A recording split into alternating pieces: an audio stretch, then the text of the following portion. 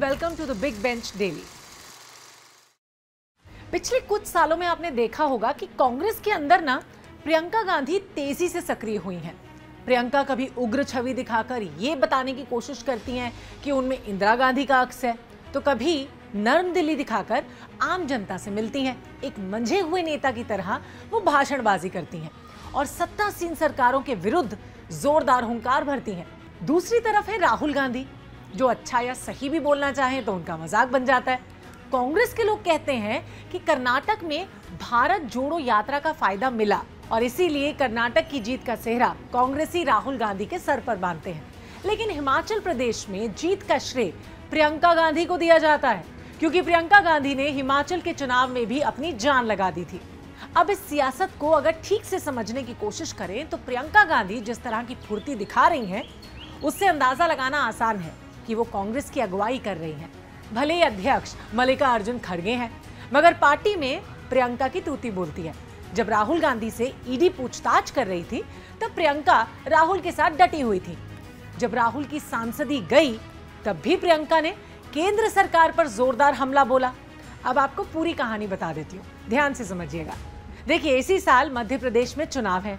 राहुल गांधी अब तक मध्य प्रदेश से दूर हैं, मगर प्रियंका गांधी ने 12 जून को जबलपुर में चुनावी शंखनाद कर दिया था। प्रियंका को मालूम है कि मध्य प्रदेश में हिंदुत्व का मुद्दा सबसे ज्यादा गूंजेगा, इसीलिए दक्षिण में खुद को सेक्युलर बताने वाली कांग्रेस उत्तर में सॉफ्ट हिंदुत्व के रास्ते पर आ जाती है ना। प्रियंका गांधी ने जबलपुर में नर्मदा तट पर विधि विधान से पूजा पाठ करके बता दिया था कि वो सॉफ्ट हिंदुत्व का रास्ता जरूर अपनाएंगी। दूसरी तरफ राहुल गांधी हैं, जिनको देखकर लगता है कि इस आदमी का दीन दुनिया से कोई नाता ही नहीं है। बड़े से बड़े मुद्दे पर भी राहुल गांधी की ठंडी प्रतिक्रिया रहती है ना। जबकि अगर हम प्रियंका गांधी की बात करें तो प्रियंका गांधी ने मध्य प्रदेश की सियासत में अपनी रणनीतियां बनानी ऑलरेडी शुरू कर दी हैं। ठीक वैसे ही जैसे उन्होंने हिमाचल प्रदेश में रणनीतियां बनाई थी, रैलियां की और कांग्रेस को शानदार जीत दिलाई। जबकि राहुल गांधी की अगर बात करें तो उनके जिम्मे उत्तराखंड था। राहुल के उत्तराखंड में पहली रैली करने के साथ ही कांग्रेस में दो फाड़ हो गया। आपसी कलह को राहुल संभाल नहीं पाए और जीतते जीतते कांग्रेस हार गई।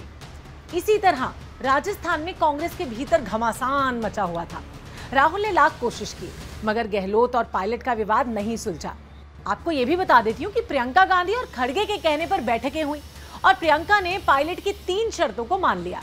खास बात यह है कि उन्होंने गहलोत को भी समझा लिया। अब प्रियंका गांधी मध्य प्रदेश की चुनावी रणनीति पर काम कर रही हैं। प्रियंका पूरी कोशिश कर रही हैं कि पार्टी में वो सबसे बड़ी नेता के तौर पर उभरें, लेकिन सबको पता है कि सोनिया गांधी ने पार्टी के नेतृत्व की बागडोर राहुल गांधी के हाथों में सौंप रखी है। राहुल गांधी चुनाव लड़ चुके हैं, सांसद रह चुके हैं, लेकिन प्रियंका के हिस्से अब तक सिर्फ और सिर्फ स्ट्रगल ही आया है।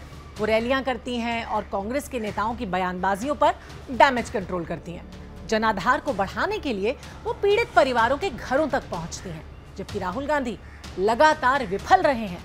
मगर सोनिया गांधी ने हर बार राहुल को मौका दिया और प्रियंका को पीछे रखा।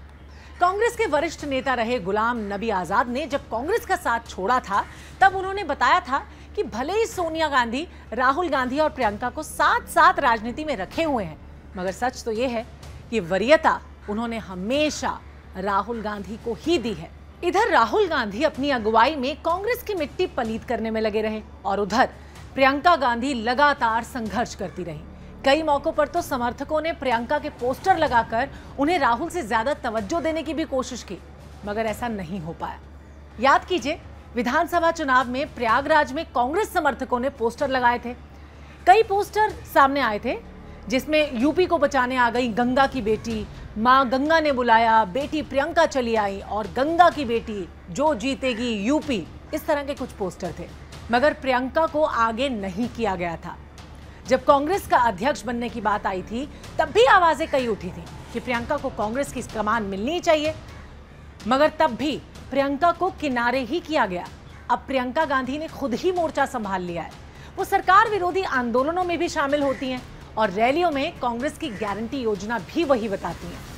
अब यहाँ पर द बिग बेंच पे बैठ के सोचने वाली बात यह है कि क्या प्रियंका ने मान लिया है कि सीधे सीधे उन्हें वो सब नहीं मिलेगा जिसकी वो हकदार हैं?